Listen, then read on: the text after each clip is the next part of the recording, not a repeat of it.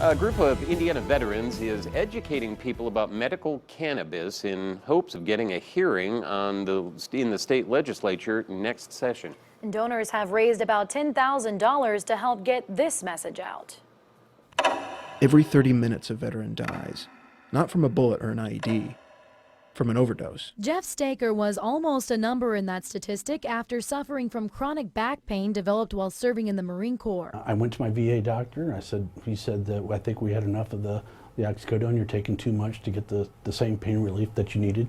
You might accidentally overdose. He says he's lucky he was able to stop. But there are a lot of veterans out there that they're hooked on the medication. Painkiller addiction has led many veterans to heroin overdoses or suicide. It's not going to go away, but the states that have legalized medical cannabis, we've seen a reduction up to 40%. That's why Hoosier Veterans for Medical Cannabis is educating the public and more specifically legislators on the topic. It never gets brought up in the committees. No.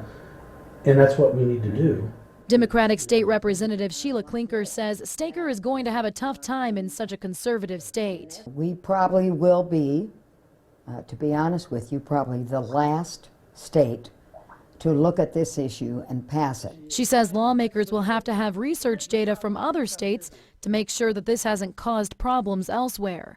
But Staker says he has research to back it up, but more importantly, he has the people. If Indiana was a state that we could put this on the ballot, it would have been passed back in November 8th of this year. I think it's going to generate a lot of interest. Klinker says she may be interested in co-sponsoring if she wasn't already involved in her own industrial hemp bill that made it through the House last session. I think people are studying this issue and that they're willing to at least kind of look at it in a different way than they did formerly.